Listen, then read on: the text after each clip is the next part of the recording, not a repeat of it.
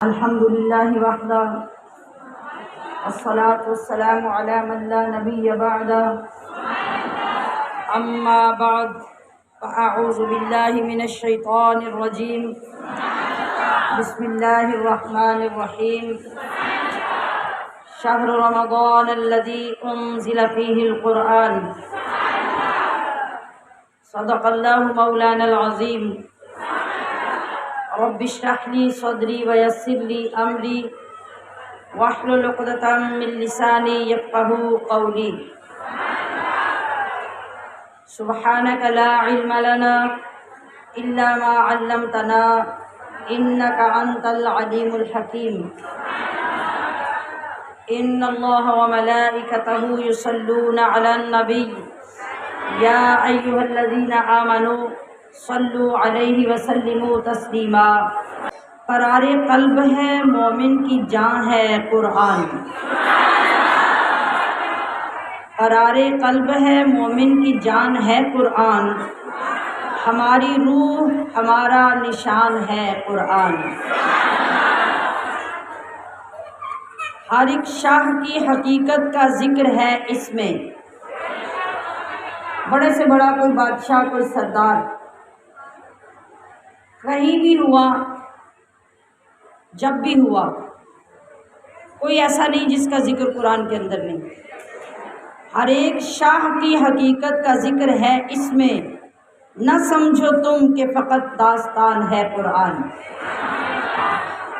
ہے کائنات کا ہر علم اسی میں پنہاں، ہے کائنات کا ہر علم اسی میں پنہاں، خدا کے فضل کا بین نشان ہے قرآن۔ ہر ایک دور میں ہر قوم کے لیے ہے مفید، ہر ایک دور میں ہر قوم کے لیے ہے مفید، ہدایتوں کا مکمل جہان ہے قرآن، ہدایتوں کا مکمل جہان ہے قرآن۔ عمر نے لایا تھا ایمان، سمجھ آ گئی ہے؟ جن کو نہیں آئی وہ بھی غور کرے، میں کیا کہنے لگی ہوں۔ عمر نے لایا تھا ایمان، سن کے ایک آیت،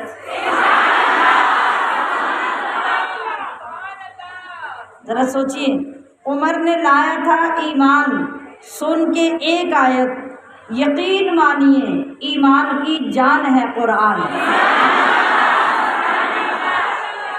یقین مانیے ایمان کی جان ہے قرآن۔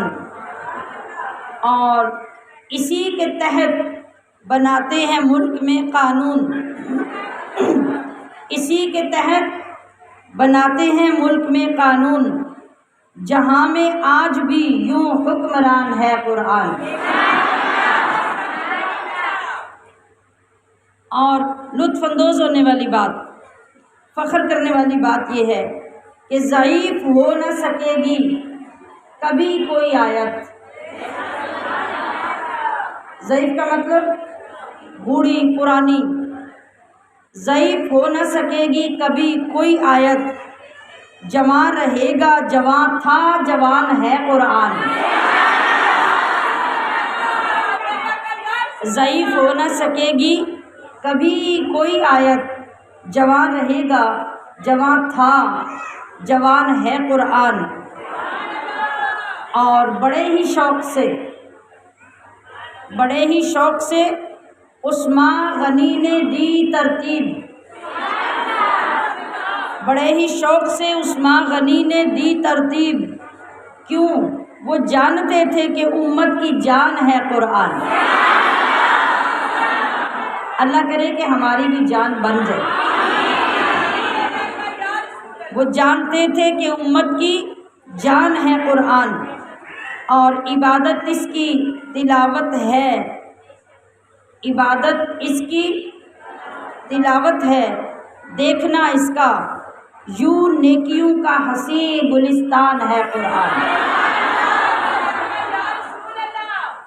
اور حروف ایسے ہیں، ایک ایک حرف حروف ایسے ہیں اس میں کہ ہے شفا ان میں، حروف ایسے ہیں اس میں کہ ہے شفا ان میں، کلام رب کا نبی کی زبان ہے قرآن، کلام رب کا نبی کی زبان ہے قرآن۔ اور ہمیں ضلال کے خنجر بھی کاٹ سکتے نہیں، ہمیں ضلال کے خنجر بھی کاٹ سکتے نہیں، یقین ہے عینی کہ حق کا نشان ہے قرآن، کلام رب کا نبی کی زبان ہے قرآن، ہمارے واسطے رب کا بیان ہے قرآن، یوں نیکیوں کا حسین گلستان ہے قرآن، اور جوان رہے گا، جوان تھا جوان ہے قرآن انشاءاللہ۔ ہم نغمہ قرآنی ہر فرد کو ہم اس کا اعوذ باللہ من الشیطان الرجیم، بسم اللہ الرحمن الرحیم، وَلَقَدْ خَلَقْنَاكُمْ ثُمَّ صَوَّرْنَاكُمْ ثُمَّ قُلْنَا لِلْمَلَائِكَةِ اسْجُدُوا لِآدَمَ فَسَجَدُوا إِلَّا إِبْلِيسَ لَمْ يَكُنْ مِنَ السَّاجِدِينَ قَالَ مَا مَنَعَكَ أَلَّا تَسْجُدَ إِذْ أَمَرْتُكَ قَالَ أَنَا خَيْرٌ مِّنْهُ خَلَقْتَنِي مِن نَّارٍ وَخَلَقْتَهُ مِن طِينٍ قَالَ فَاهْبِطْ مِنْهَا فَمَا يَكُونُ لَكَ أَن تَتَكَبَّرَ فِيهَا فَاخْرُجْ إِنَّكَ مِنَ الصَّاغِرِينَ قَالَ أَنظِرْنِي إِلَى يَوْمِ يُبْعَثُونَ قَالَ إِنَّكَ مِنَ الْمُنظَرِينَ قَالَ فَبِمَا أَغْوَيْتَنِي لَأَقْعُدَنَّ لَهُمْ صِرَاطَكَ الْمُسْتَقِيمَ ثُمَّ لَآتِيَنَّهُم مِّن بَيْنِ أَيْدِيهِمْ وَمِنْ خَلْفِهِمْ وَعَنْ أَيْمَانِهِمْ وَعَنْ شَمَائِلِهِمْ وَلَا تَجِدُ أَكْثَرَهُمْ شَاكِرِينَ قَالَ اخْرُجْ مِنْهَا مَذْءُومًا مَدْحُورًا لَمَن تَبِعَكَ مِنْهُمْ لَأَمْلَأَنَّ جَهَنَّمَ مِنكُمْ أَجْمَعِينَ وَيَا آدَمُ اسْكُنْ أَنْتَ وَزَوْجُكَ الْجَنَّةَ فَكُلَا مِنْ حَيْثُ شِئْتُمَا وَلَا تَقْرَبَا هَٰذِهِ الشَّجَرَةَ فَتَكُونَا مِنَ الظَّالِمِينَ فَوَسْوَسَ لَهُمَا الشَّيْطَانُ لِيُبْدِيَ لَهُمَا مَا وُورِيَ عَنْهُمَا مِنْ سَوْآتِهِمَا وَقَالَ مَا نَهَاكُمَا رَبُّكُمَا عَنْ هَٰذِهِ الشَّجَرَةِ إِلَّا أَن تَكُونَا مَلَكَيْنِ أَوْ تَكُونَا مِنَ الْخَالِدِينَ وَقَاسَمَهُمَا إِنِّي لَكُمَا لَمِنَ النَّاصِحِينَ فَدَلَّاهُمَا بِغُرُورٍ فَلَمَّا ذَاقَا الشَّجَرَةَ بَدَتْ لَهُمَا سَوْآتُهُمَا وَطَفِقَا يَخْصِفَانِ عَلَيْهِمَا مِن وَرَقِ الْجَنَّةِ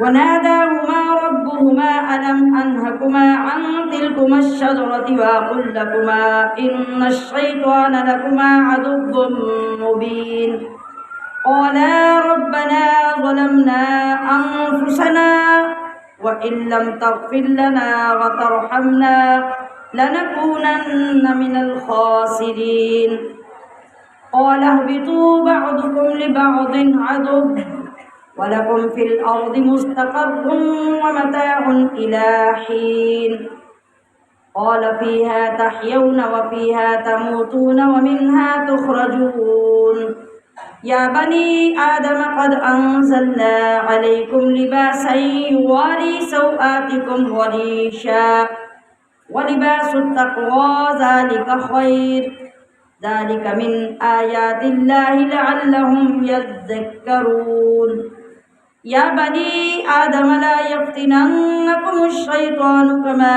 أَخْرَجَ أَبَوَيْكُم مِّنَ الْجَنَّةِ يَنزِعُ عَنْهُمَا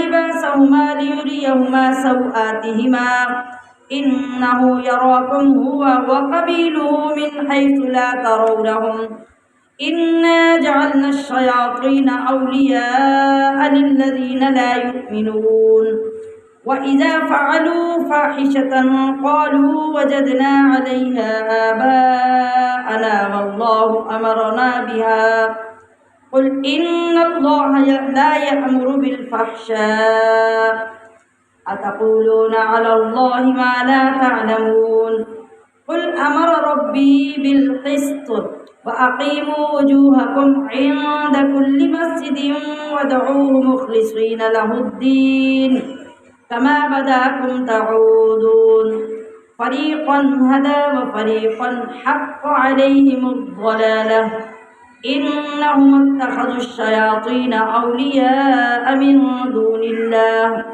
ويحسبون أنهم مهتدون يا بني آدم خذوا زينتكم عند كل مسجد وكلوا واشربوا ولا تسرفوا إنه لا يحب المسرفين صدق الله العظيم.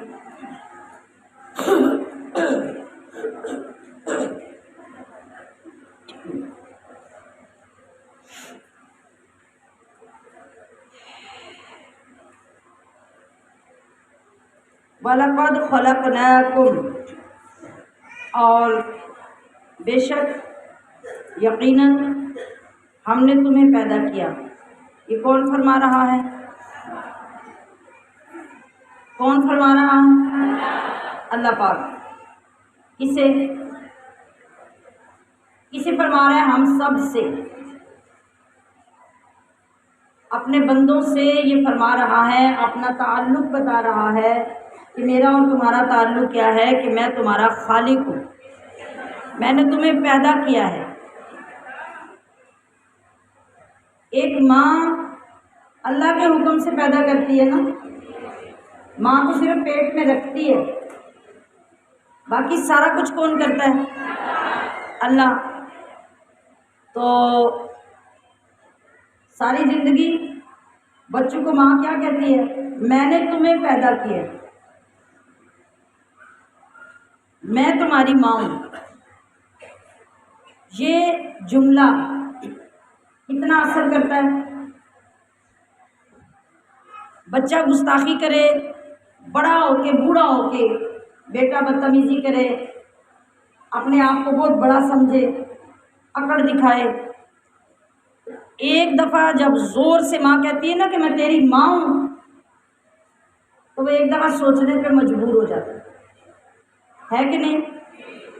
یعنی اس رشتے کے اندر کتنی جان ہے، کتنا روب ہے کہ ماں جب اپنی ذمہ داریاں اور اپنے احسانات اپنے بیٹے کو یا بیٹی کو یاد دلانا چاہتی ہے تو وہ ایک ہی بات کہتی ہے کہ میں نے تمہیں پیدا کیا، تو نے مجھے پیدا نہیں کیا. ایسے ہی ہے نا؟ کتنا فرق پڑتا ہے. تو وہ جو ماں کہہ رہی ہے نا میں نے تمہیں پیدا کیا، اس ماں کے پیدا کرنے میں بھی رب بھی تھا. اب میرا یہ سمجھانے کا مطلب یہ ہے کہ ذرا اس جملے کے اندر زور محسوس کریں کہ زور کتنا ہے. اگر ماں یہ کہے کہ میں نے تمہیں پیدا کیا تو زور کتنا پیدا ہوتا ہے جب رب کہے کہ ہم نے تمہیں سب کو پیدا کیا. تو سوچنا پڑے گا نا پھر ہمارا رب کا تعلق کتنا مضبوط ہے.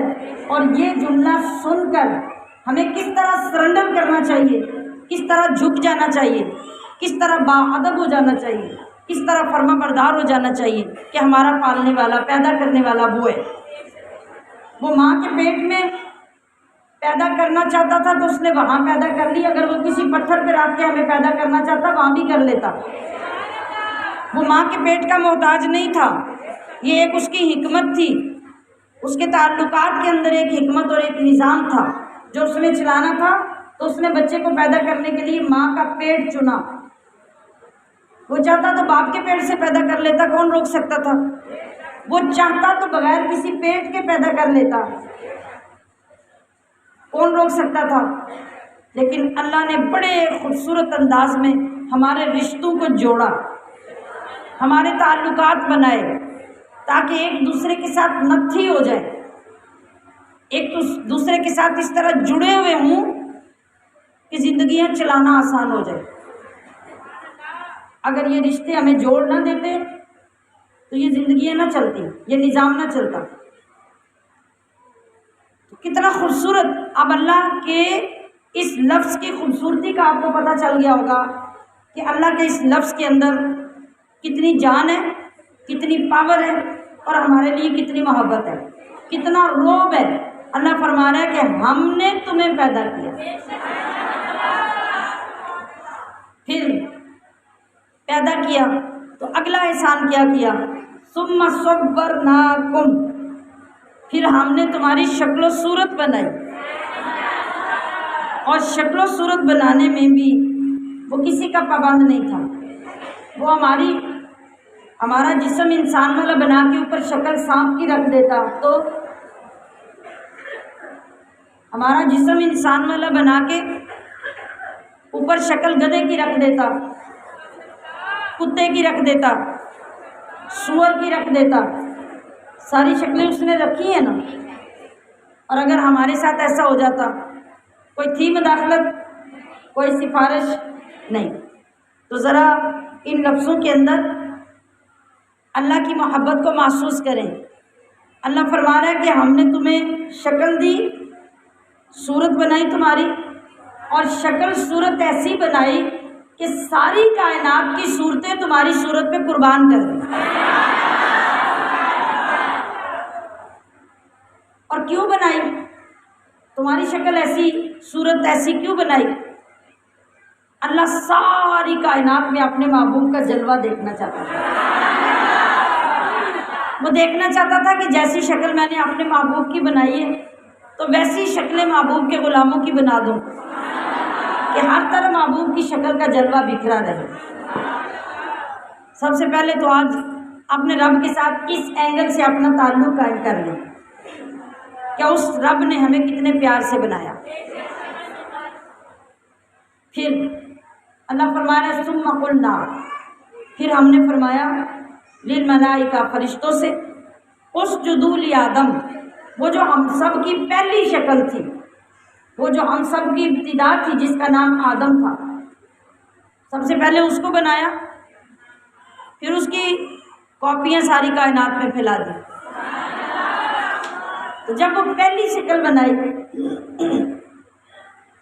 اللہ فرما رہا ہے ہم نے اس کو اتنا بڑا درجہ دیا، اتنا بڑا مقام دیا کہ اس کو بنانے کے بعد ہم نے سارے فرشتوں سے کہا کہ اسجدوا لآدم، آدم کی عظمت، آدم کے علم، آدم کی شان کے سامنے آ کے سجدہ کرو۔ فسجدوا، اللہ کا حکم ملا تو تمام فرشتے یکدم سجدہ ریز ہو گئے، سب نے سجدہ کیا، الا ابلیس، سوائے ابلیس کے، لم یکن من الساجدین، نہ ہوا وہ سجدہ کرنے والوں میں، وہ اکڑ کے کھڑا رہا، سب کے سب سجدے میں چلے گئے، وہ اکیلا کھڑا رہا۔ سجدہ نہ کرنے پر اللہ تبارک و تعالیٰ نے اس سے پوچھا، قال، اللہ نے فرمایا، ما منعک، کس شے نے تجھے روکا، اللہ تسجد، کہ تو سجدہ نہ کر، اذ امرتک، جب کہ میں نے تجھے حکم بھی دیا۔ تو اب سنیے شیطان کا جواب سنیے، اس نے کہا کہ انا خیر منہ، یہ جو تو نے آدم بنایا نا، اکڑ دیکھیں، اکڑ کا جواب دیکھیں، اور وہ بدبخت یہ بھی بھول گیا کہ جس نے آدم کو بنایا اسی نے مجھے بنایا، اور آج اگر میرا نام و نشان مٹا دے تو کوئی روک نہیں سکتا اس کو۔ کہنے لگا کہ انا خیر منہ، میں بہتر ہوں اس سے۔ میری بہتری کیا ہے؟ خلقتنی، کہ تو نے مجھے پیدا کیا، من النار، آگ سے۔ اب اگر غور کیا جائے تو اقرار وہ خود کر رہا ہے کہ میں خود پیدا نہیں ہوا، پیدا مجھے بھی تو نہیں کیا ہے، لیکن بدبختی کا عالم یہ کہ اپنے پیدا کرنے والے کے سامنے ہی اکڑ گیا وہیں کھڑے ہو کے انکار کر دیا۔ وَخَلَقْتَهُ، اور اس کو یعنی آدم کو تو نے پیدا کیا، من طین، مٹی سے۔ غور کریں دونوں میں سے طاقتور کون ہے، مٹی کی آگ؟ مٹی۔ اگر مٹی طاقتور ہے تو شیطان آپ کے اوپر سوار کیوں رہتا ہے؟ مٹی کو طاقتور بننے کے لیے محنت کرنی پڑتی ہے، جب وہ محنت کر لیتی ہے تو پھر وہ طاقتور ہو جاتی ہے۔ ذاتی طور پہ کیا چیز طاقتور ہے؟ آگ۔ مٹی کو آگ میں ڈالیں نا تو کیا بنتا ہے؟ آگ مٹی کو جلا دیتی ہے کہ نہیں؟ جلا دیتی ہے نا۔ وہ مرتبے جو مٹی کو ملتے ہیں آگے چل کے وہ ایک الگ چیز ہے میٹیریل کے اعتبار سے۔ میٹیریل جو آگ ہے وہ طاقتور ہے۔ قال فاہبط، اللہ نے فرمایا تو اتر جا، منہا، یہاں سے۔ کہاں سے؟ جنت سے۔ اللہ کے دربار سے شیطان کو کہا کہ تو اتر جا۔ اور شیطان اور جنات یہ زمین پہ اتر آئے۔ آپ کی معلومات کے لیے یہ بتاتی چلوں کہ انسان کے زمین پہ آنے سے پہلے ساری زمین پہ جن رہتے تھے۔ یہ جو جب دل کرتا ہے نا، آج بھی جن آ کے قبضہ کر لیتے ہیں، وہ اسی لیے کر لیتے ہیں، انہیں اسی بات کا غصہ ہے کہ یہ زمین تو ہماری تھی تو انسان کدھر آ ٹپکا یہاں۔ سمجھ آئی بات کی؟ یہاں سب سے پہلے جن آئے تھے اور جن زمین پہ رہتے تھے جس وقت، اور جنوں کو اختیار تھا یہ آسمانوں تک چلے جاتے تھے، آسمانوں کی خبریں زمین پہ لے آتے تھے۔ یہ تو میرے آقا و مولا تشریف لائے تو جنوں پہ بین ہو گیا۔ شیطانوں پہ رب نے بین کر دیا کہ نہیں نہیں، اب میرے محبوب کا تقدس ہے، اب میرے اور محبوب کے راز ہیں، ہماری راز کی باتیں ہیں تو کوئی سننے کے لیے آسمانوں پہ نہیں آئے گا۔ بین کر دیا۔ اور جب انسان زمین پہ آیا تو پھر شیطانوں کو، جنوں کو سکیڑ دیا گیا، اور اللہ نے حکم دیا کہ آبادیوں کی جگہوں سے نکل کر، جہاں جہاں آبادیاں بنے وہاں سے تم نکل کے جنگلات میں چلے جاؤ۔ اور جنات کو ڈیوائڈ کر دیا گیا جنگلات کی طرف، اور آبادیاں انسان کے لیے آئیں۔ اب جو سرکش جن ہوتے ہیں وہ آبادیوں کی طرف آتے ہیں، یا جو سرکش جن ڈیرے لگا کے بیٹھے رہتے ہیں۔ آج کوئی ڈھیٹ اور زیادہ سرکش کرایہ دار بھی ہو نا تو مالک ہونے کے باوجود کرایہ دار کو نکال نہیں سکتا، مقدمے لڑ کے بھی کرایہ دار جیت جاتا ہے اور مکان پہ قبضہ کر لیتا ہے کہ نہیں؟ تو اس طرح کے کچھ سرکش جن بھی ہوتے ہیں جو ہمارے گھروں میں آ کے بیٹھے رہتے ہیں اور وہ نکلتے نہیں اور انسانوں کو تنگ کرتے ہیں۔ اور قیامت کے نزدیک جب انسان کے اعمال کمزور، برے، نافرمانی والے ہو جائیں گے تو ان کو یہ سزا ملے گی کہ پھر جنات واپس آ کے بستیوں میں لوگوں کو تنگ کریں گے، ان پہ تسلط کریں گے۔ اور یہ سارے معاملات اب شروع ہو چکے ہیں کہ نہیں؟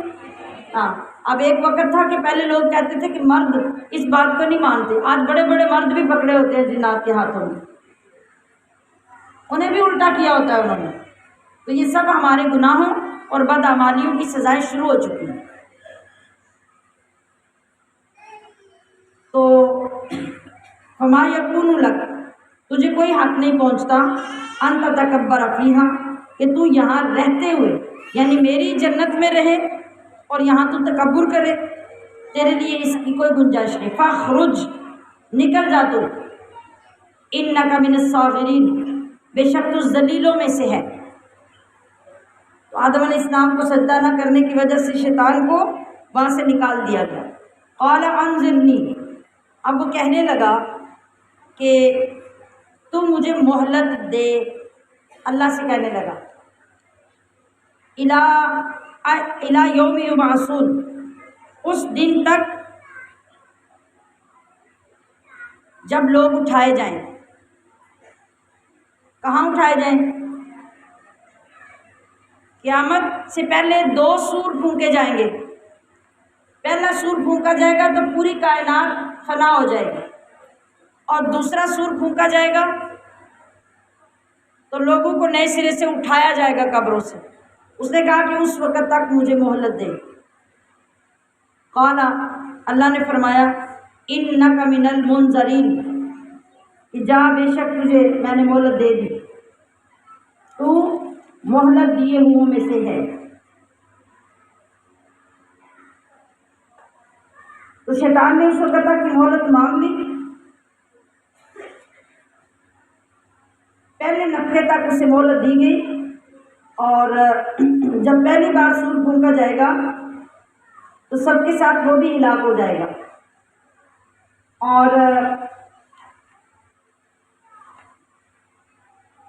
قال فبما اغويتني لأقعدن لهم صراطك المستقيم، وہ کہنے لگا کہ اس وجہ سے کہ تو نے مجھے گمراہ کیا، لأقعدن لهم، میں ضرور بھی ضرور بیٹھوں گا ان کے لیے، صراطک المستقیم، تیری سیدھی راہ پر۔ اب شیطان نے کیا کہا؟ اللہ کی طرف نسبت کی کہ تو نے مجھے گمراہ کیا۔ لفظ پہ غور کر رہے ہیں آپ جی؟ تو اللہ نے کیوں گمراہ کیا اس کو؟ بتائیے۔ یہاں پہ دو باتیں ہیں، یا تو یہ کہ شیطان نے اپنے آپ کو مجبور محض سمجھا، جس طرح ایک فرقہ ہے جبریہ فرقہ۔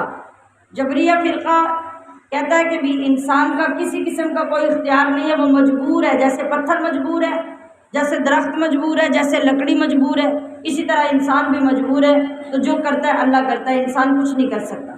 تو یہاں پہ یا تو اس نے اس جبریہ فرقے کے مطابق بات کی کہ انسان اپنے اختیار سے کچھ نہیں کر سکتا، یا پھر اس نے یہاں پر بھی اللہ کی بے ادبی کرتے ہوئے یہ کہا کہ میں گمراہ نہیں تھا، تو نے مجھے گمراہ کیا ہے، معاذ اللہ۔ حالانکہ اللہ تعالیٰ کا دستور کیا ہے؟ میں نے پچھلے دنوں میں بھی یہ بات عرض کی تھی کہ اللہ تعالیٰ نے چیزوں کو پیدا کر کے باقی تمام مخلوقات میں جو افضل بنایا ہے نا انسان کو، وہ اس لیے افضل کیا کہ انسان کو عقل عطا کی ہے، سوچنے سمجھنے کی صلاحیت دی ہے، وہ غلط اور صحیح کا فیصلہ کرتا ہے۔ بولے کرتے ہیں ہم کہ نہیں کرتے؟ یہ یہاں سے میں سیڑھی سے نیچے اتروں اور آگے کیچڑ اور گندا پانی ہو اور اس طرف پانی نہیں ہو، تو مجھے بتائیے میں کدھر سے نیچے اتروں گی؟ جدھر کیچڑ اور گندا پانی ہے۔ میں نے یہ فیصلہ کہاں سے لیا؟ خود کیا یا کسی نے مجھے کہا؟ خود کیا نا۔ اس عقل سے جو اللہ نے مجھے دی تھی، اس شعور سے جو اللہ نے مجھے دیا تھا، میں نے دیکھا کہ یہاں گندا پانی اور کیچڑ جو ہے، اگر میں اس کے اندر اتروں گی تو میں ساری آلودہ ہو جاؤں گی اور میرے کپڑے میرا جسم سارا گندا ہو جائے گا۔ تو جب میرے سامنے دوسری طرف صاف جگہ ہے اور میں وہاں اتر بھی سکتی ہوں تو مجھے وہاں اترنا چاہیے۔ اسی بات کو سمجھنے کی ضرورت ہے کہ اللہ رب العزت نے ہر جگہ پہ دو دو چیزیں رکھی ہیں اور ہمیں عقل دی ہے کہ اپنی عقل کے ساتھ انتخاب کرو، تو پھر ہم کسی چیز کا قصور اللہ کی ذات پر نہیں ٹھہرا سکتے، اور نہ ہم یہ کہہ سکتے ہیں کہ یہ مجبوری تھی، جو اللہ نے لکھا تھا وہ ہو گیا، جو اللہ نے لکھا تھا وہ ہو گیا۔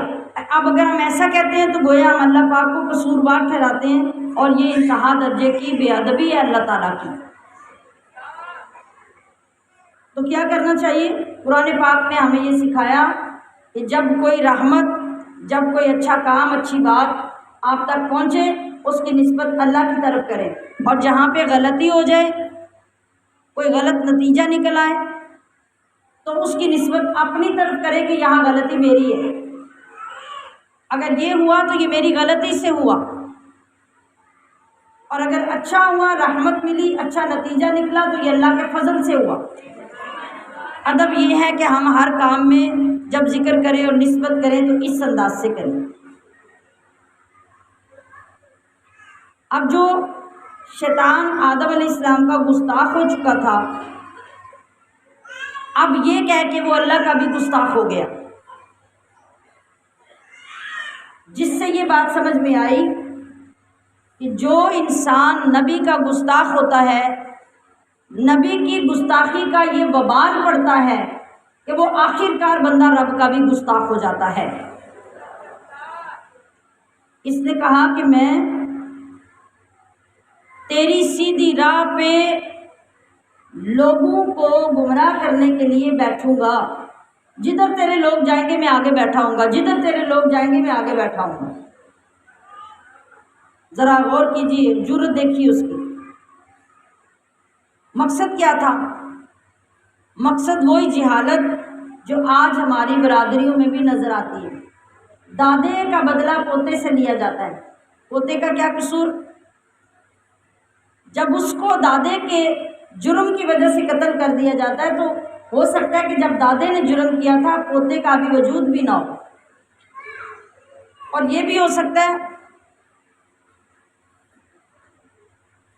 کہ ابھی وہ دنیا میں آیا ہی نہ ہو، پیدا ہی نہ ہوا ہو، اور اسے کسی بات کی خبر تک نہ ہو، لیکن تیسری پشت میں جا کے اس کو قتل کر دیا شریک برادری نے کہ اس کے دادے نے ہمارا قتل کیا تھا۔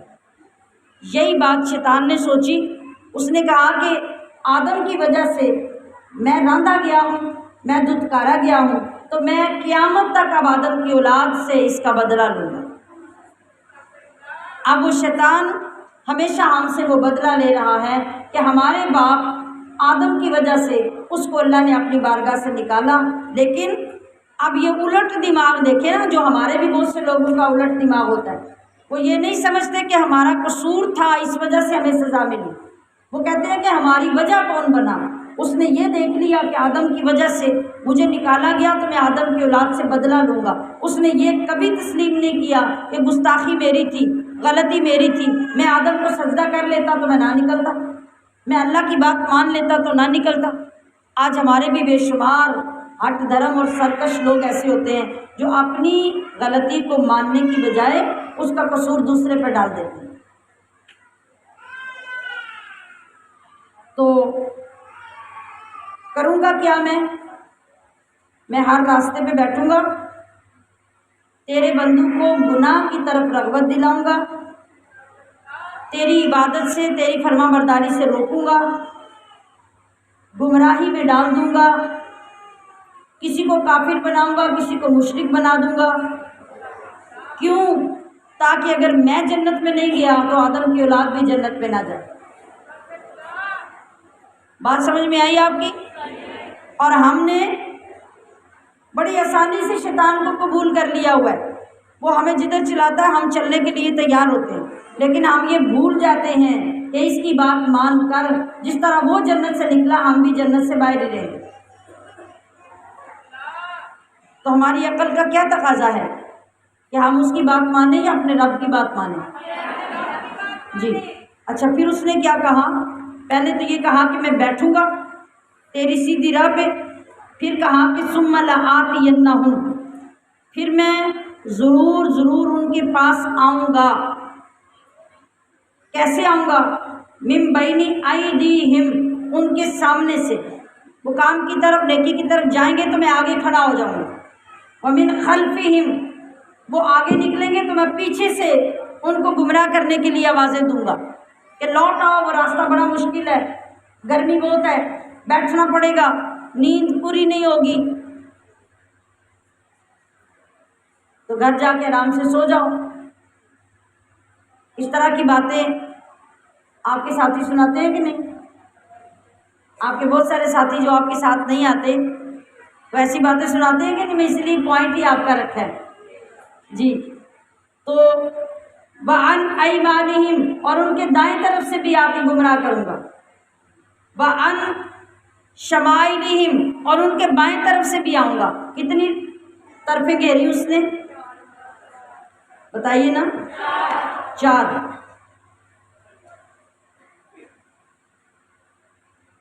سامنے سے، پیچھے سے، دائیں سے، بائیں سے۔ اب اللہ کا کرم دیکھیے،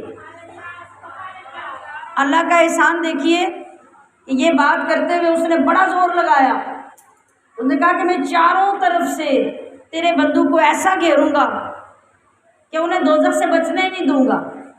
اللہ نے فرمایا کہ تو سوچ لے، سارا زور لگا لے، اور تو اتنا بیوقوف ہے کہ تو یہ بھول گیا کہ ایک طرف اوپر بھی ہے اور ایک طرف نیچے بھی ہے۔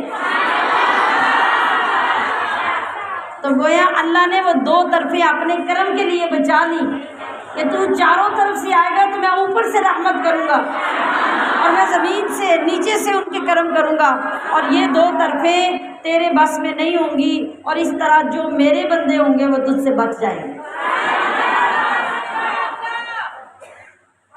وَلَا تَجِدُ، اور اللہ کو چیلنج کرنے لگا، کہنے لگا کہ تو نہیں پائے گا اکثرہم، ان میں اکثر کو، شاکرین، شکر گزار، میں انہیں ناشکرہ بنا دوں۔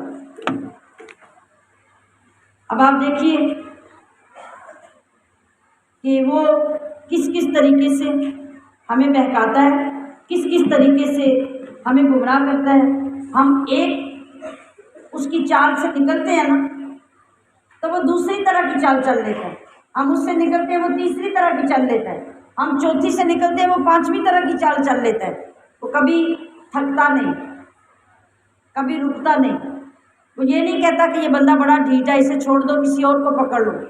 جتنا جو بندہ پکا ہوتا ہے وہ اتنا اس کے پیچھے لگا رہتا ہے، اسے پتہ ہے کہ جو بندہ جتنا پکا ہوگا وہ اتنا رب کا قرب پائے گا، تو اس ایک کو بہکا دینا دوسرے 20 کو بہکانے کے برابر ہے۔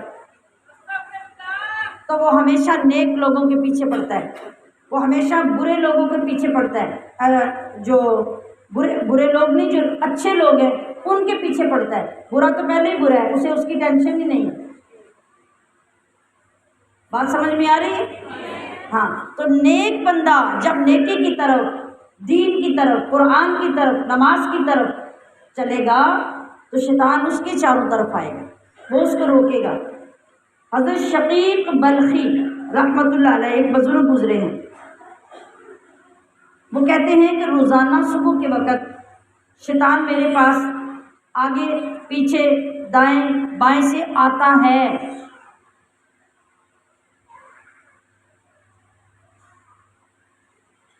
اب سنیے، بڑا قیمتی نسخہ دینے لگی ہوں آپ کو۔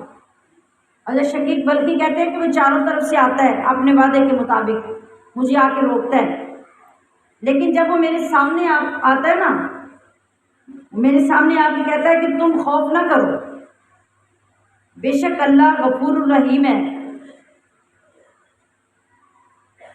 یعنی اگر تم سے کوئی گناہ ہو بھی جائے گا تو شیطان مجھے یہ کہتا ہے کہ تم ٹینشن مت لو، تمہارا رب تو بڑا غفور الرحیم ہے، وہ تمہیں بخش دے گا۔ اچھا، اب یہ جو بات ہے نا، یہ ہم سب کے منہ سے نکلتی ہے، یہ بڑی گہری بات ہے۔ ہر بندہ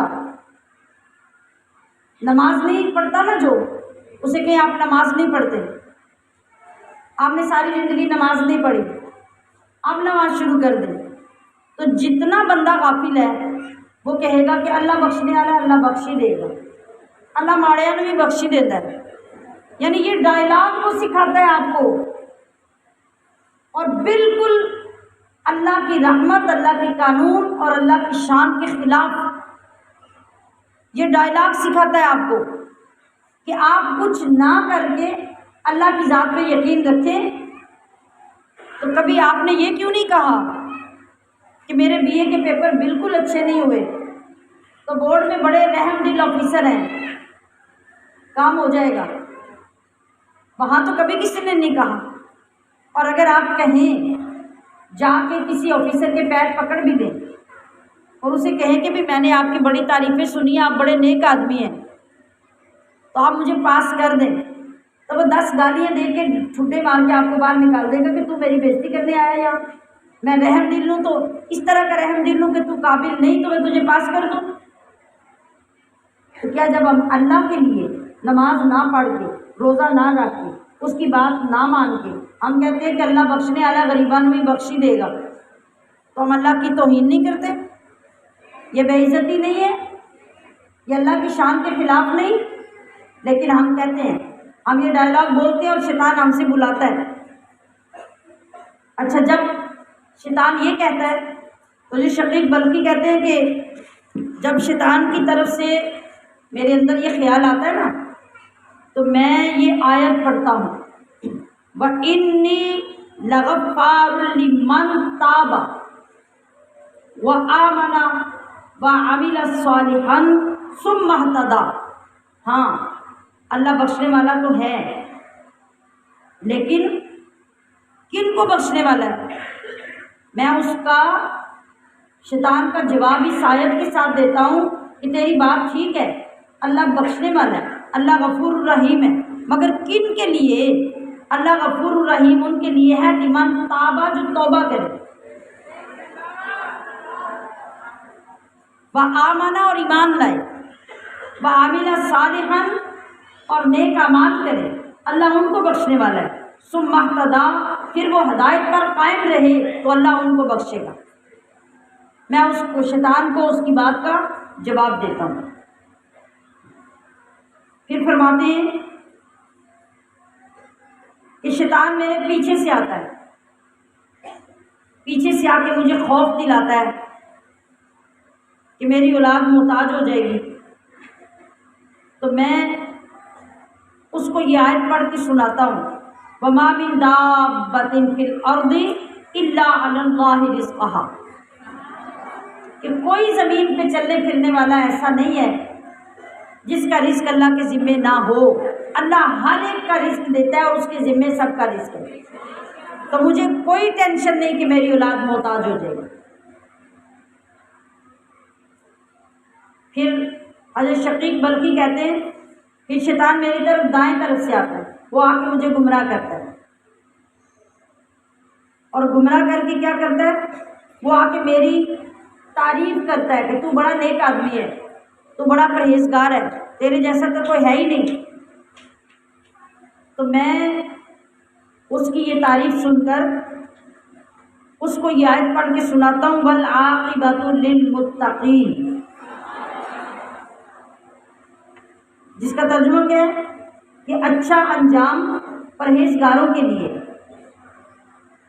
یعنی زندگی میں کسی کو اچھا کہنے کا کوئی فائدہ نہیں۔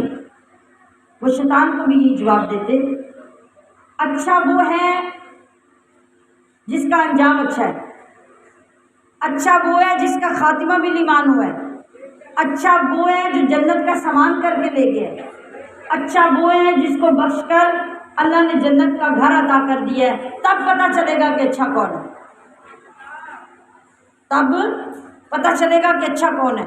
آج ہم اگر 4 سجدے دے لیں اور کوئی بندہ ہماری برائی کر دے تو ہم آپے سے باہر ہو جاتے ہیں کہ ہمارے جیسا تو نیک بندہ ہی کوئی نہیں، تو یہ ہماری برائی کرنے والا کون ہوتا ہے؟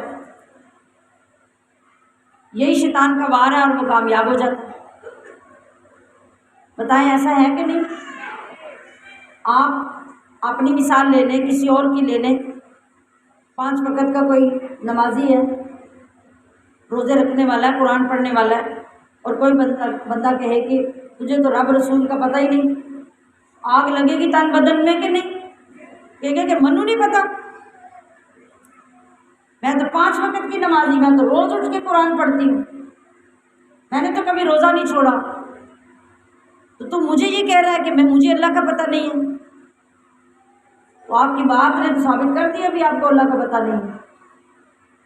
آپ نے غصہ دکھا کے، تیش دکھا کے اگلے بندے کو ثابت تو کر دیا کہ آپ کو اللہ کا پتہ نہیں ہے۔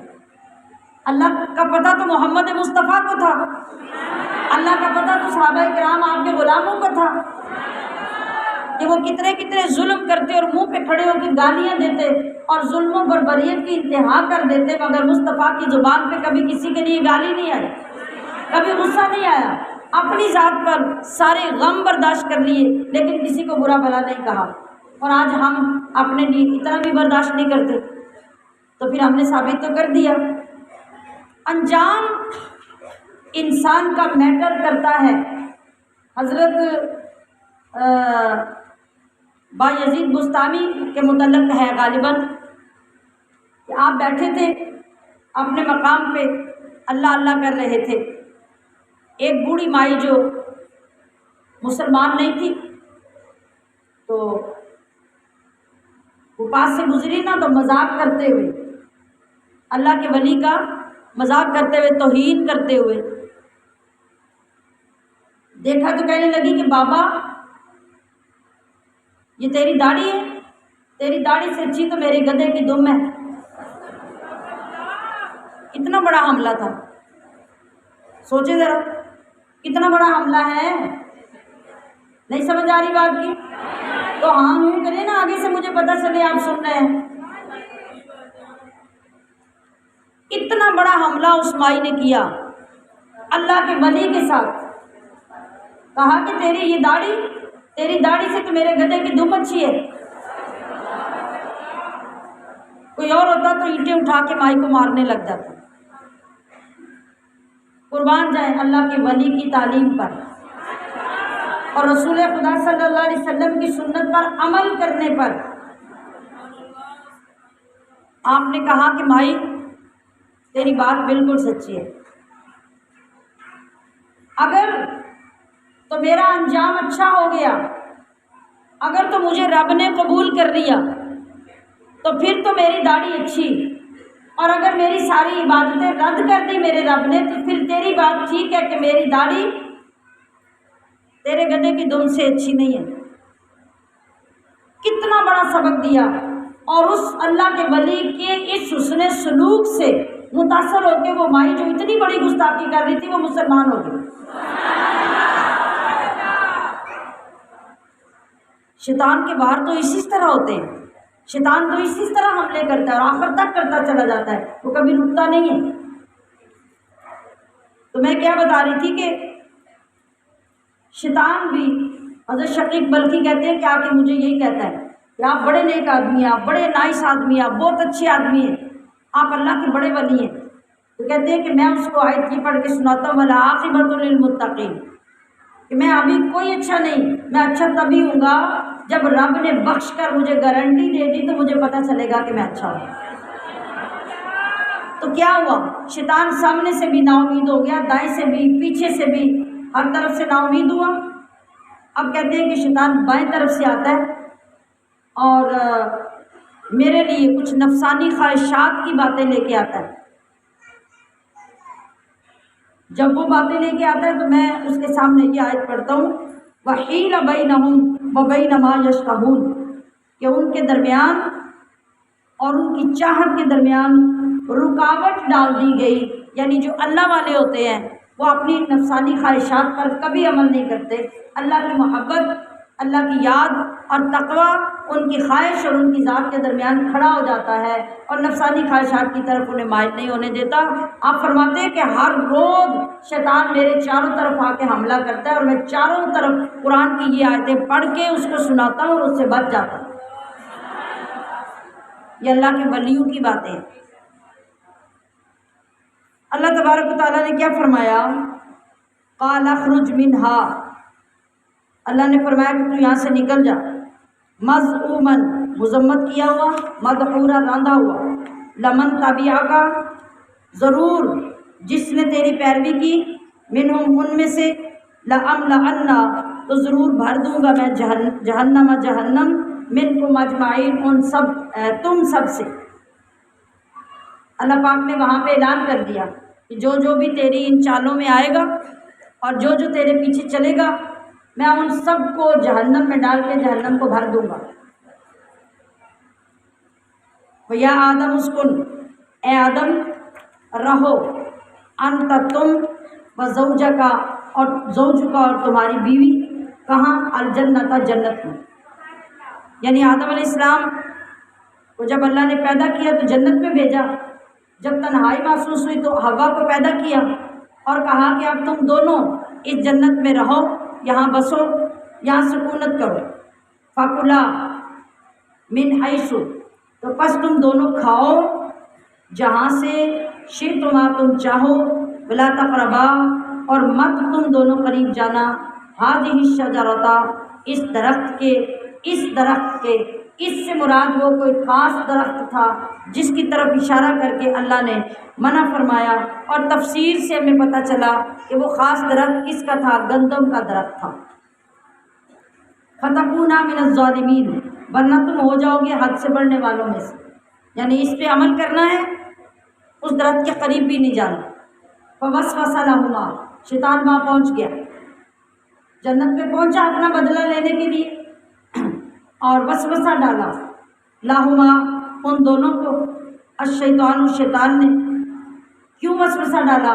لیبدیا تاکہ کھول دے، لہما ان دونوں کے لیے، ما بوریا جو ڈھانپا ہوا یا جو ڈھانپا گیا یا چھپایا گیا تھا، انہما ان سے، من سواتہما ان کی شرم کی چیزوں سے، یعنی ان کا ستر جو اللہ نے جنت کا لباس دے کر عطا کیا تھا اور اس کو ڈھانپا تھا، تو وہ ایسا وسوسہ ڈالنے گیا کہ اس پہ عمل کریں اور جنت کا لباس ان سے اتر جائے۔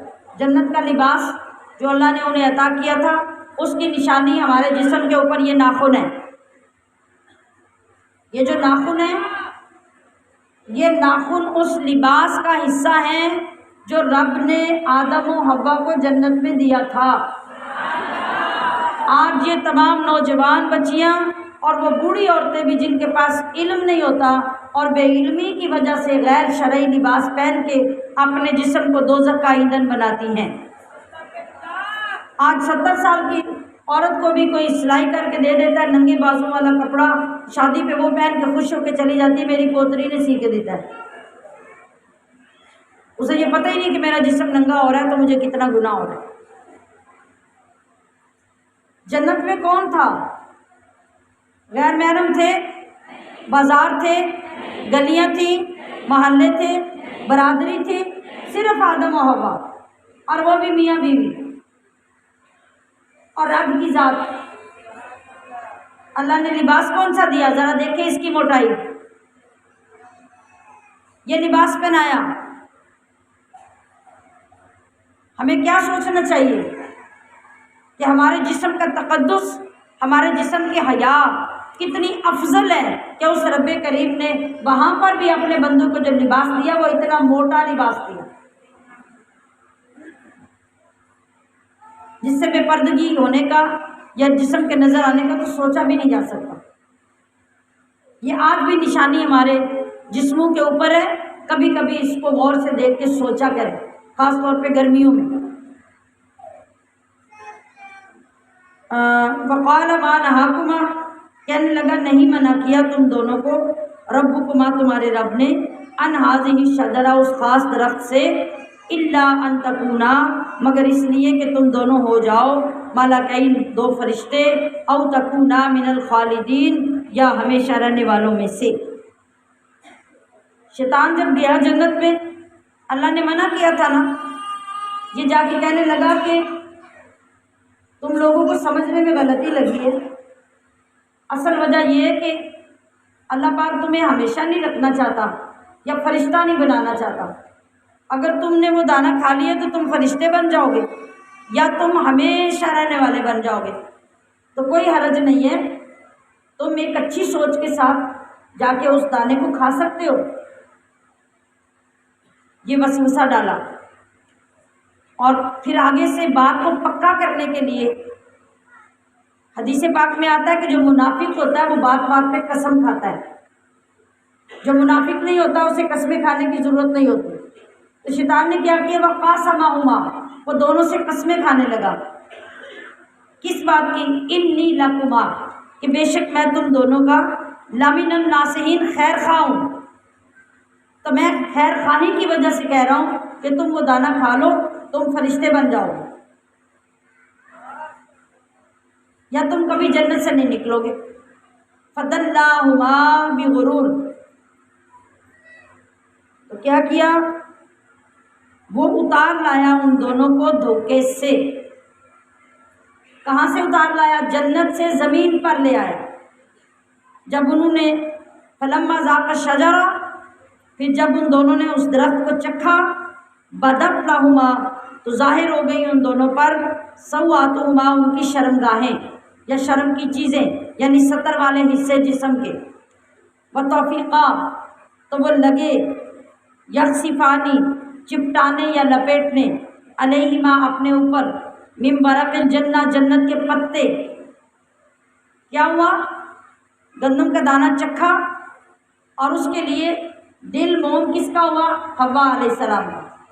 حضرت حوا نے دانہ چکھا، آدھا کھا لیا اور آدھا آدم علیہ السلام کو کہا کہ یہ بات تو بڑی اچھی کر رہا ہے، اگر ہم نے یہ دانہ کھا لیا تو ہم اللہ کی بارگاہ میں عذر پیش کر دیں گے، یا اللہ ہم چاہتے تھے کہ ہم فرشتے بن جائیں، ہم چاہتے تھے کہ ہم ہمیشہ ہی آرہا ہیں، ہم نے اس لیے یہ دانہ چکھ لیا۔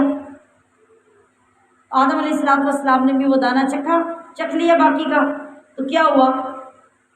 جسم سے لباس سکڑا، اوپر والے حصے کا سکڑتا ہوا یہاں جمع ہو گیا، نیچے والا سکڑتا ہوا پیروں کے ناخنوں پہ چلا گیا، جسم ننگے ہو گئے۔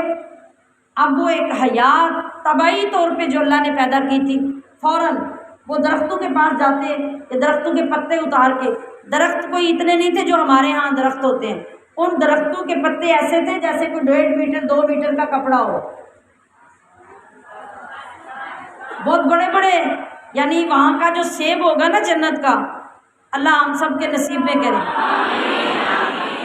وہ ایسے ہوگا جیسے ایک بہت بڑا مٹکا ہوتا ہے، ایک سیب ایک بہت بڑے مٹکے جتنا ہوگا، تو جس درخت کا سیب مٹکے جتنا ہوگا اس کا پتا کتنا ہوگا سوچیں۔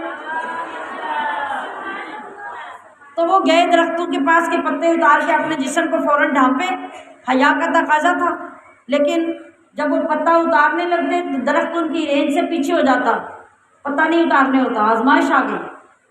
آخرکار جب وہ انجیر کے درخت کے پاس گئے تو انجیر کا درخت جھکا اور اس نے اپنے پتے پیش کر دیے، اللہ نے اس کو انعام دیا، ہم ساری امت ساری دنیا پہ کرم ہو گیا، انجیر کا درخت بھی اللہ نے ساتھ بھیج دیا اور جنت سے زمین پہ آ گیا۔ تو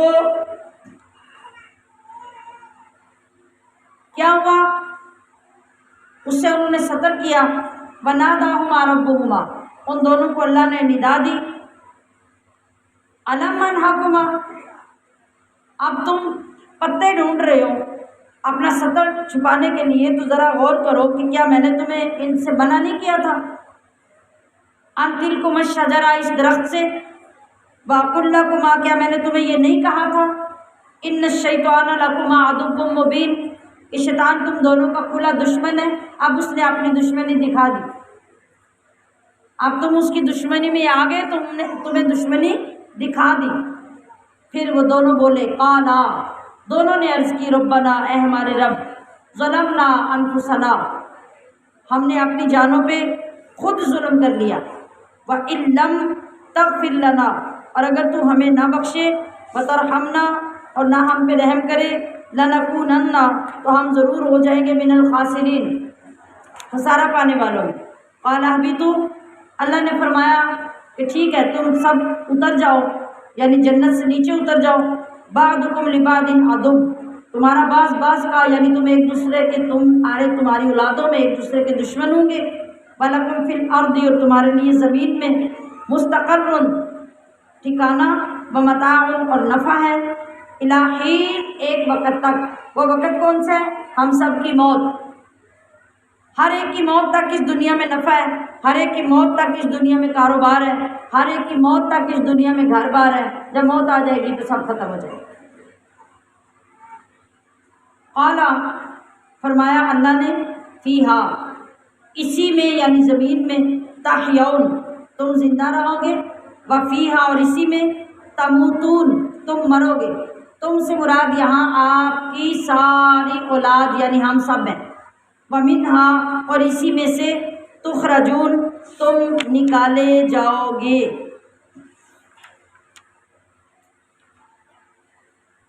یہ نظام، یہ تو ہمارا نظام سارا سمجھ آ چکا ہے نا، ہم زندگی میں یہاں رہ رہے ہیں۔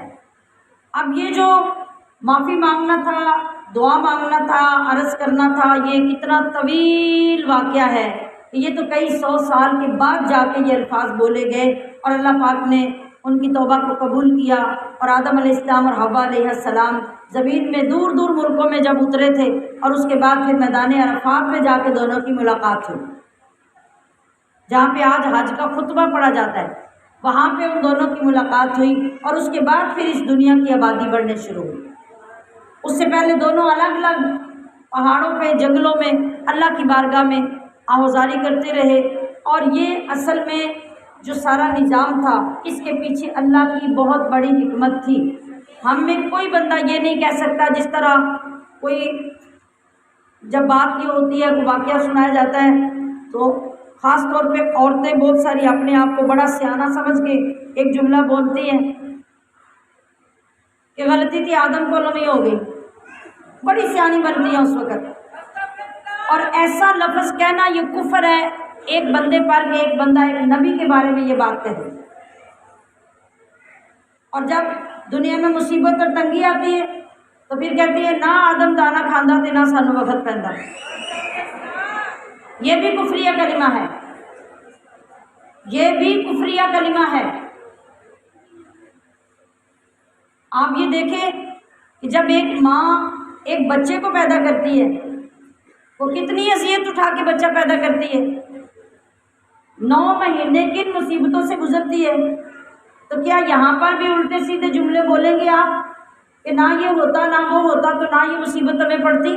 نہیں، وہاں تو آپ خوشی خوشی 9 مہینے گزارتی ہیں، اس لیے کہ میری اولاد آنے والی ہے، میری نسل آنے والی ہے، اور آپ کو یہ بھی فکر ہوتی ہے کہ 2 سال بچہ پیدا نہ ہوا تو یہ طلاق ہو جائے گی، یہ سسرال والے گھر سے نکال دیں گے۔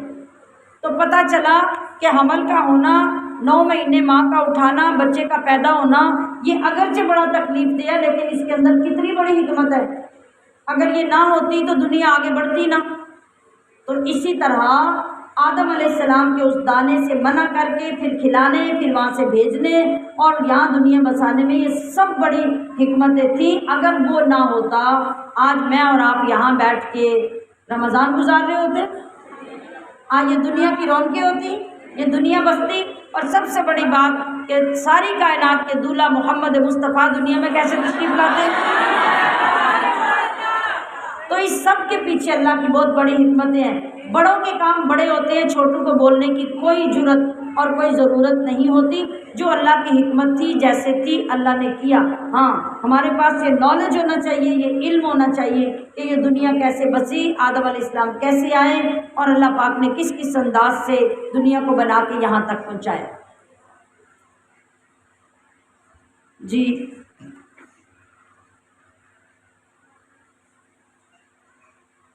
آگے فرمایا گیا، اگلا رکوع شروع ہو رہا ہے کہ اے بنی آدم، بے شک ہم نے انزلنا علیکم تم پر نازل کیا لباسا لباس، یواری کہ وہ چھپاتا ہے، سوآتکم تمہارے ستر کی چیزیں، وریشا اور لباس باعث سے زینت ہے، ولباس التقوی اور لباس پرہیزگاری کا، ذالک خیر وہ سب سے بہتر ہے، ذالک من آیات اللہ یہ ہے اللہ کی نشانیوں سے، لعلہم یذکرون تاکہ وہ لوگ نصیحت حاصل کریں۔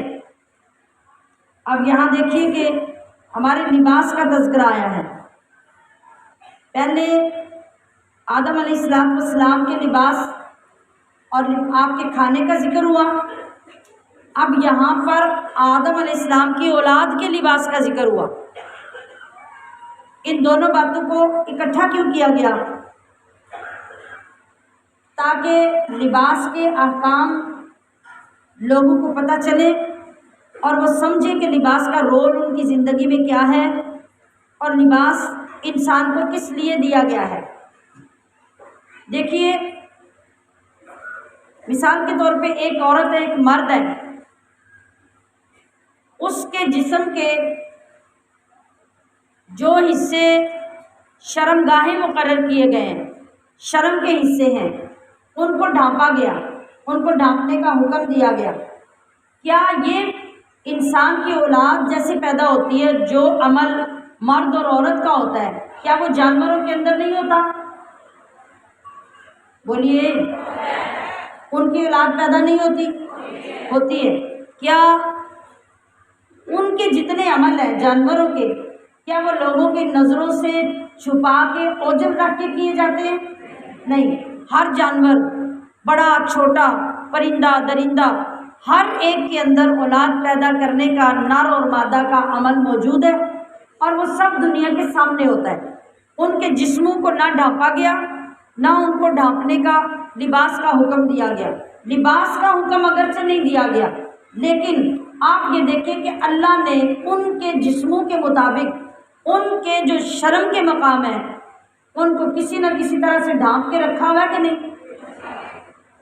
غور کیجیے ذرا، مجھے بتائیے، رکھا ہوا ہے کہ نہیں؟ جتنے نر جتنے مادہ ہیں ان سب کے وہ شرم کے مقام ان کے جسموں کے اندر چھپے ہوئے ہیں، ان کو ہر وقت ظاہر نہیں رکھا گیا۔ وہاں پر بھی لوگوں کی شرم و حیا کا ایک نہ ایک طریقہ رکھا گیا، لیکن ان کے لباس کیوں نہیں پہنائے گئے؟ اس لیے کہ ان سب پر جو ایک تقدس، جو ایک احترام اور ایک ادب تھا، وہ صرف انسان کا تھا، اور عقل و شعور ان لباسوں کی دیکھ بھال، ان کی تراش خراش، ان کا بنانا، ان کا سنوارنا وہ گائے بھینس نہیں کر سکتی تھی، نہ وہ کپڑے دھو سکتی تھی، نہ وہ سلائی کر سکتی تھی، لہٰذا ان کو لباس سے عاری رکھا گیا، لیکن ان کی شرم گاہوں کو ڈھانپنے کا اللہ نے ان کے جسموں میں خود انتظام کر دیا۔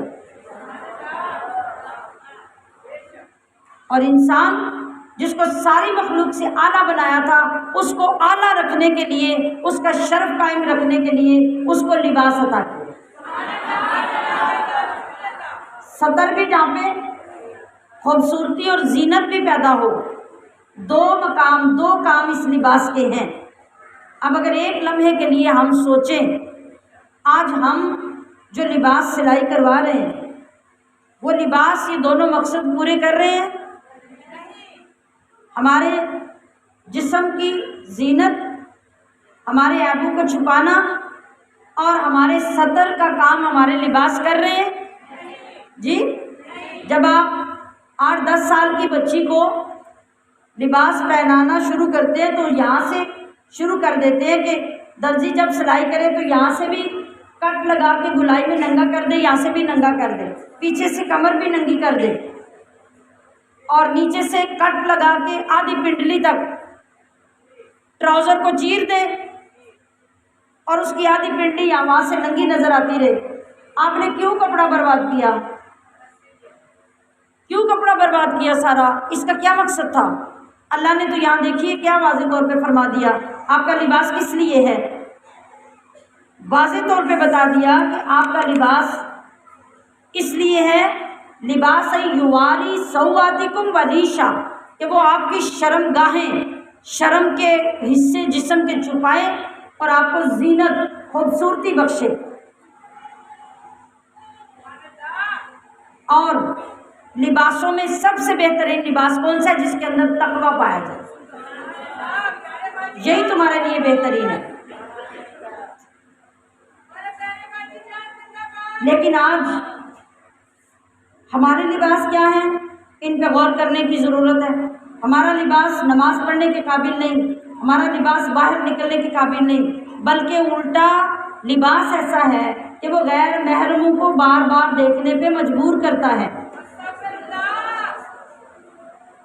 اور پھر لباس پہن کر بھی اللہ کے نبی نے ہمیں خوبصورت طریقہ سکھایا کہ جب لباس پہنو، ہر بار پہنو، نیا پہنو تب بھی، دوسرا اتار کے پہنو تب بھی، ہمیشہ اللہ کی تعریف کرو اور کہو الحمدللہ الذی کسانی ھذا ورزقنیہ من غیر حول منی ولا قوہ، جس کا ترجمہ یہ ہے کہ تمام تعریفیں اللہ کے لیے ہیں جس نے مجھے یہ لباس پہنایا،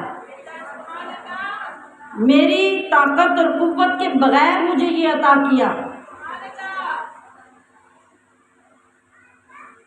جب کوئی بندہ ہر مرتبہ لباس اتارتے پہنتے یہ دعا پڑھتا ہے نا، اللہ کے نبی فرماتے ہیں کہ اس کے اگلے پچھلے گناہ بخش دیے جاتے ہیں۔ سبحان اللہ۔ شاندار لباس، عمدہ لباس شریعت کے مطابق وہی ہیں جو آپ کے جسم کے ناپسندیدہ عیبوں کو بھی چھپا لے اور آپ کے شرم کے مقامات کو بھی چھپا لے، آپ کی عبادت میں تقویٰ اور خشوع و خضوع پیدا کرنے کا باعث ہو۔ جب ایک لباس یہ اتنے تقاضے پورے کرتا ہے تو وہ بہترین لباس ہے، اور اگر کوئی لباس یہ تقاضے پورے نہیں کرتا تو وہ لباس نہیں بلکہ بے حیائی۔ آگے فرمایا گیا کہ اے بنی آدم، لا یفتننکم، ہرگز نہ فتنے میں ڈالے تمہیں الشیطان شیطان، کما اخرج ابویکم، جس طرح اس نے تمہارے ماں باپ کو نکالا، من الجنتی، جنت سے۔ اب یہاں دیکھیے کہ وہاں کیا کیا اس نے، جب اس نے حملہ کیا تو سب سے پہلے کیا نقصان ہوا کہ حضرت آدم اور حوا سے لباس اتروا لیا۔ اب شیطان ہمارے اوپر جو حملے کرتا ہے وہ بھی اسی لیے کرتا ہے، اور اس کا نتیجہ یہی نکل رہا ہے کہ آج ہماری بہو بیٹیاں ننگی ہوتی چلی جا رہی ہیں۔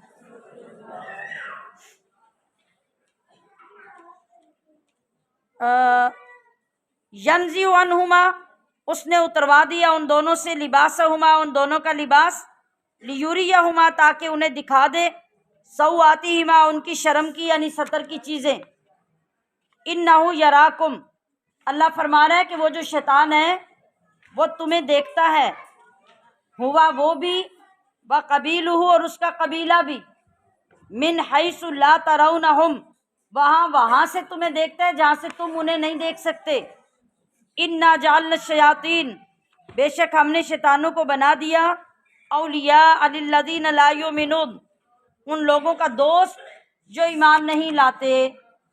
ایمان والوں کا دوست کبھی شیطان نہیں ہو سکتا، یہ بات یاد رکھیے۔ اور اگر کوئی بندہ شیطان کی دوستی میں یہ سب برے کام کر رہا ہے اور بے راہ روی کا شکار ہو رہا ہے تو پھر اس کا ایمان برائے نام ہے، حقیقت میں وہ ایمان والا نہیں ہے۔ وَإِذَا فَعَلُوا، اور جب بھی کریں وہ، فاحشتاً، کوئی بے حیائی، قالوا، وہ کہتے ہیں، کون؟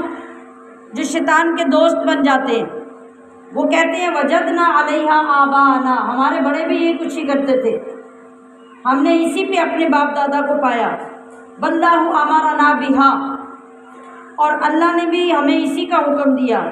تو اے حبیب آپ ان کو فرما دیجئے، ان اللہ لا یامر بالفحشاء، کہ اللہ کبھی بے حیائی کا حکم نہیں دیتا۔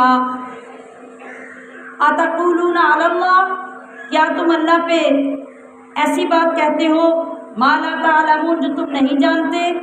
قل امر ربی، آپ فرمائیے کہ میرے رب نے مجھے حکم دیا، بالقسط، انصاف کا، واقیموا وجوہکم، اور اس بات کا کہ سیدھے رکھو اپنے چہرے، عند کل مسجد، ہر نماز کے وقت، کدھر سیدھے رکھو؟ قبلے کی طرف، یعنی نماز کی پابندی کرو، اس کا یہ مطلب ہے۔ وَادْعُوهُ، اور عبادت کرو اس کی،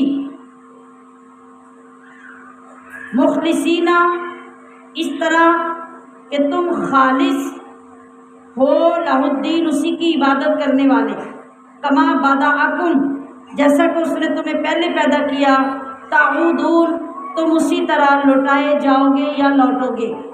تو تمہیں ہر بات کا اللہ کو جا کے حساب دینا ہوگا کہ تم نے کہاں کہاں اس کی نافرمانی کی۔ فریقاً ہدا، ایک گروہ کو اللہ نے ہدایت دی، و فریقاً، ایک گروہ حقا، کہ ثابت ہو گئی، علیہم الضلالہ، ان پر گمراہی۔ جو اللہ اور اس کے رسول اور قرآن کو مان لیتے ہیں وہ کون ہیں؟ ہدایت والے، اور جو اس کے خلاف ہوتے ہیں وہ کون ہیں؟ گمراہی والے۔ انہم اتخذوا الشیاطین، وہ جو گمراہی والے ہوتے ہیں وہ کون ہیں؟ انہوں نے بنایا شیطانوں کو اولیاء والی، من دون اللہ، اللہ کو چھوڑ کر، ویحسبون، اور وہ سمجھتے ہیں، انہم مہتدون، کہ وہ ہدایت پر۔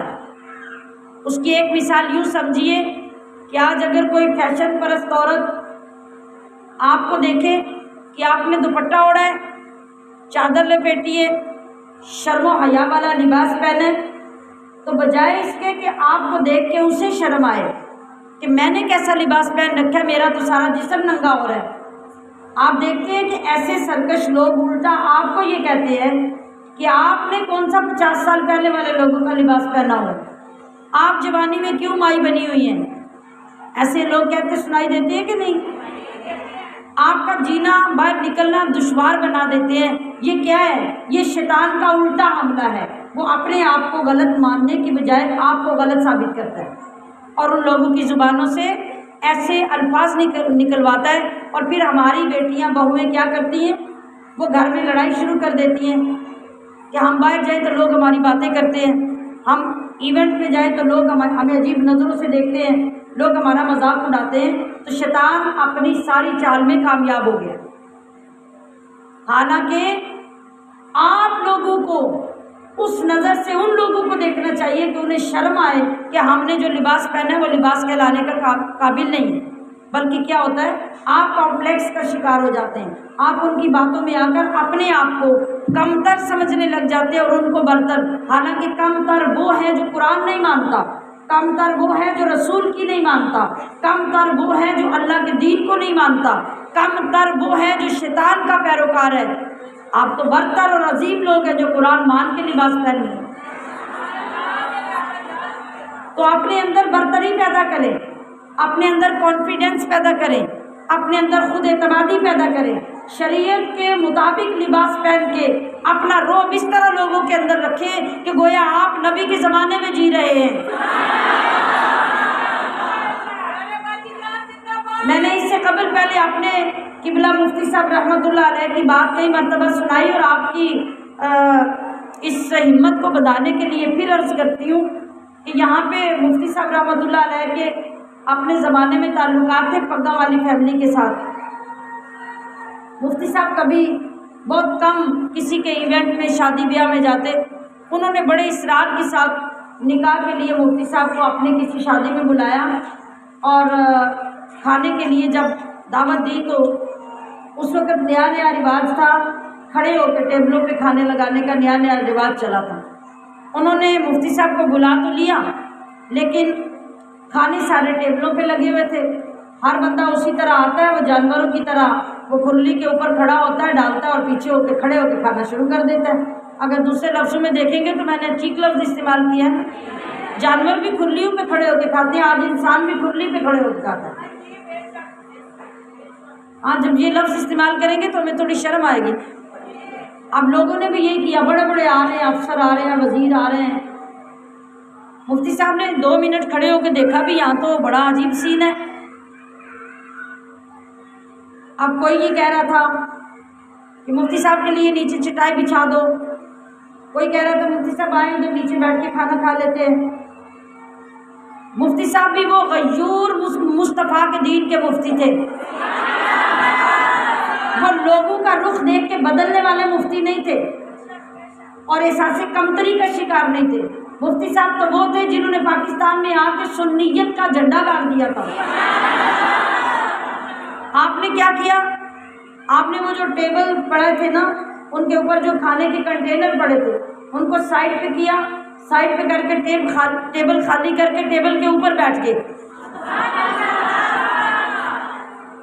کہا کہ میں نے جب سنت رسول کو پورا کرنا ہے تو میں سنت رسول نیچے بیٹھ کے پوری کیوں کروں، اور تم خلاف سنت کھڑے ہو کے اوپر سے کھانے لے کے کھاؤ تو میں نیچے بیٹھ کے کھانا کیوں کھاؤں، میں رسول اللہ کی سنت یہاں اوپر بیٹھ کے پوری کروں۔ جس وقت یہ جرت آ جائے نا ہمارے اندر دین پہ چلنے کی، تو یقین کیجئے کہ کوئی بندہ سر اٹھا کے نبی کے دین کی گستاخی نہیں کر سکتا۔ اب وہاں ہر بندہ، حتیٰ کہ میزبان بھی شرمندہ ہو گئے کہ ہم نے اللہ کے دین کے اس سپاہی کو اور اتنے بڑے مفتی کو جب بلایا تھا تو اس کے شایان شان ہم نے انتظام کیوں نہیں کیا۔ آپ جب اپنے آپ کو دوسروں سے کمتر سمجھنے لگے گے تو کوئی آپ کو برتری نہیں دے گا۔ یاد رکھیے کہ برتری ہمیشہ اللہ کے حکم کی ہے، برتری ہمیشہ رسول اللہ کی سنت کی ہے، اور وہ کون قائم کرے گا؟ وہ ہم کام کریں گے۔ لوگ ہمیں قائم کر کے نہیں دیں گے، ہم خود قائم کریں گے۔ جب آپ کے اندر یہ جذبہ آ جائے گا تو آپ کو دیکھ کے لوگوں کو خود شرمندگی ہوگی کہ ہم مسلمان ہیں تو ہم نے مسلمانوں کا طریقہ اختیار کیوں نہیں کیا۔ اور اے بنی آدم، تم زینت اختیار کرو، یعنی لباس پہنو، اچھا لباس، خوبصورت لباس۔ کب؟ عند کل مسجد، ہر نماز کے وقت۔ پچھلے دنوں میں نے مسلمان ہونے والی خاتون کا واقعہ سنایا تھا، یاد ہے نا؟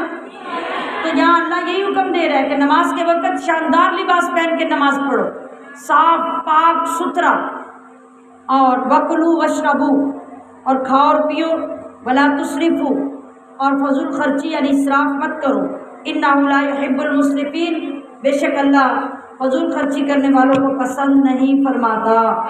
سبحان ربک رب العزت عما یصفون وسلام علی المرسلین والحمد للہ رب العالمین۔